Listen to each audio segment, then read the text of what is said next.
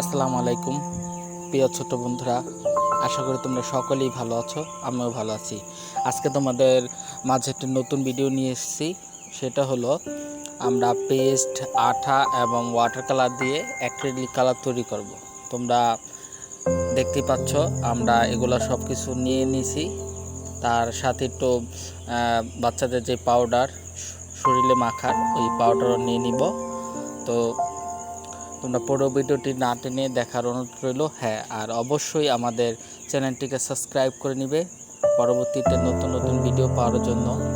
এখন আমরা পরিমাণ মতো পেস্ট নিয়ে নিব। তোমরা যতটুকু পরিমাণ রং বানাবা অতটুকু পরিমাণ পেস্ট নিয়ে নিবা। তারপর যেটা আমাদের প্রয়োজন হবে তাহলে বাচ্চাদের শরীরে মাখার যে পাউডার, সেই পাউডার নিয়ে নিতে পারো। তোমরা আইসকুল, তিব্বত যেটা পাও সেটা ইউজ করতে পারো। তার পাশাপাশি আমরা ফেভিকল আঠা নিয়ে নিব।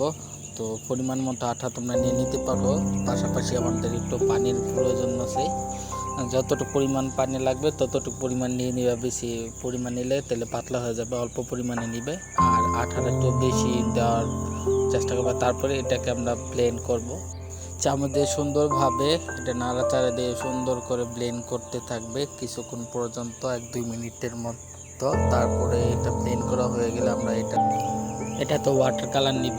ওয়াটার কালার দিয়ে আমরা অ্যাক্রিলিক কালারটা তৈরি করব। ওয়াটার কালার নিয়ে নিলাম পরিমাণ মতো। ওয়াটার কালার নিয়ে বা তোমরা চাইলে বাজার থেকে গুঁড়া রং পাওয়া যায়, ওই রং দিয়ে তোমরা অ্যাক্রিলিক কালারটা তৈরি করতে পারো।